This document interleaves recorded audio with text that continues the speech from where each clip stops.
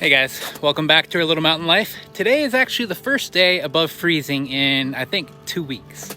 Yeah, it's been really snowy and icy. A few days ago, we had this giant ice storm that hit central Virginia. We didn't get much up here, but a lot of people didn't have power down there. And then here, just a day or two ago, the South, especially Texas, we actually have a lot of friends in North Texas because we lived in Denton for a couple years, just north of Fort Worth. And they all, as far as I know, they don't have power, or they're going through rolling power outages with the power companies, which is really sad and unfortunate.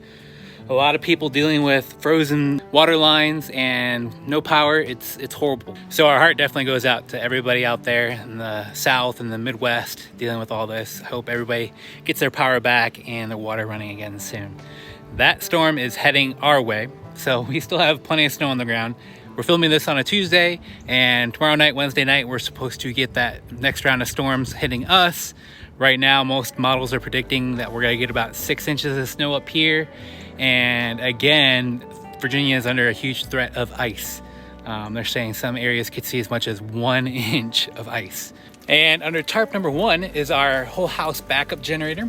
It's the Generac 17,500 watt generator.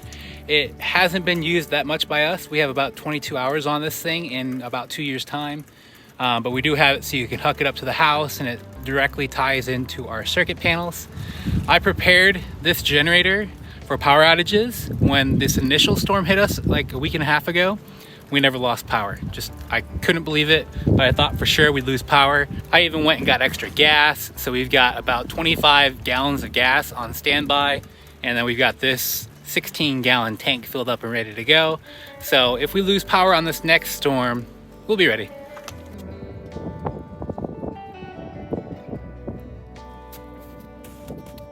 We had a nice Valentine's Day this past Sunday. I lit up the Camp Chef pellet smoker and smoked up the most delicious racks of ribs we've ever had. I tried what's called the 3-2-1 method. You can look it up on your own. It was absolutely delicious. Smoky, juicy, tender ribs. It was amazing. So that was our kind of Valentine's Day activity. One day I'm gonna get a water line buried going over to where the chickens and ducks are, so I don't have to tote water to them in the wintertime. One day.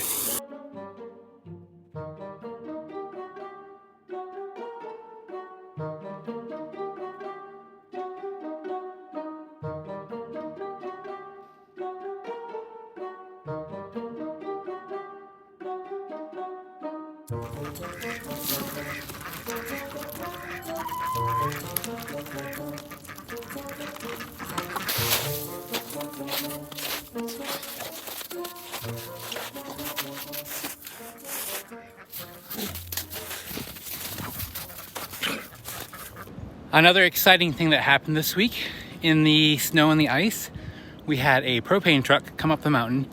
Not for us, because we don't use propane, which a lot of people have a problem with, but the propane truck came up to deliver to the lady at the top of the mountain and got stuck here.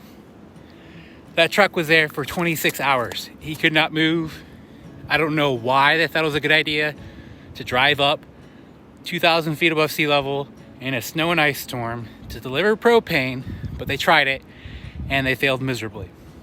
And another thing while I'm up here, you can see the baby trees that we planted almost 2 months ago. They're great, we love them. And they're meant to give us privacy and kind of give us a break from this gravel road, which is getting used more and more by people going up and down. Well, recently, there's been a group of families that have been coming up the mountain to go sledding, like every day. And they're walking up with their kids. It's like 4 families. I think they're all related, cousins and aunts and uncles, but they all come up here and they walk up the road and they go sledding at our neighbor's property. He's got this kind of empty plot that kind of looks like a retaining area for water. So it's got a nice slope to it. The thing is, they don't have his permission to be up there. This is, again, a private road, kind of like the whole me being a grumpy old curmudgeon and wanting the privacy with the trees. A lot of random people come up here and they're not supposed to come up here. They're not paying for the roads like we are. So to further support my case, if you still think I'm crazy, I saw them coming up and down with like lunch boxes, and they had beer bottles with them. And I don't really care much about drinking. I mean, you do you, you're an adult.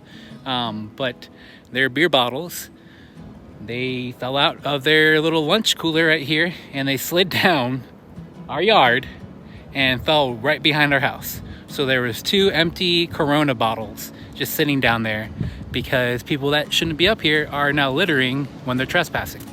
You see behind me here, not much has happened with the pit. With all the ice and the snow, it actually just hasn't been feasible to do any work out here.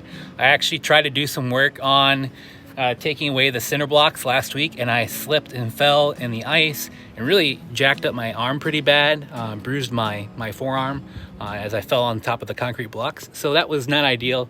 Thankfully, I just heard back from the deck company, and they've pushed us back another week. So they're not going to be out here until March. So it gives me a little more time to do the work that I talked about needing to do in our last video to prepare for our brand new 800 square foot deck. You can see here I attempted to begin the demolition of the top half of our cinder block enclosure. You can see I knocked off the top cap and part of that first course. It didn't go so well. Like I mentioned, I fell down and slipped and hurt my arm pretty bad. I'm fine now, but the method with the demo hammer was not very efficient. And so I have some concrete cutting masonry blades to go on my handheld angle grinder to try to grind out at the seams of the cinder blocks, and hopefully that's a more efficient way for me to take these blocks down without destroying all of them. So now I'm gonna branch off into an unexpected topic because I'm standing in the cold and in the snow, but we need to talk about gardening. And coming up, we're gonna have to start starting our seeds for our garden, our raised bed garden that we built last year.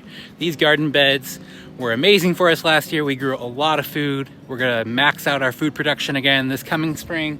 I actually did a decent video where I kind of broke down the steps on how to make these raised beds. Now the lumber prices are much higher, so don't quote the prices that I gave you in that video, but you can still follow those instructions. You can see, I think they look pretty nice, and they are holding up quite well, and we're able to grow a lot of food for us. So if you'd like, you can click on that video here to see the step-by-step instructions on how I built those raised beds, and we will see you guys on the next video.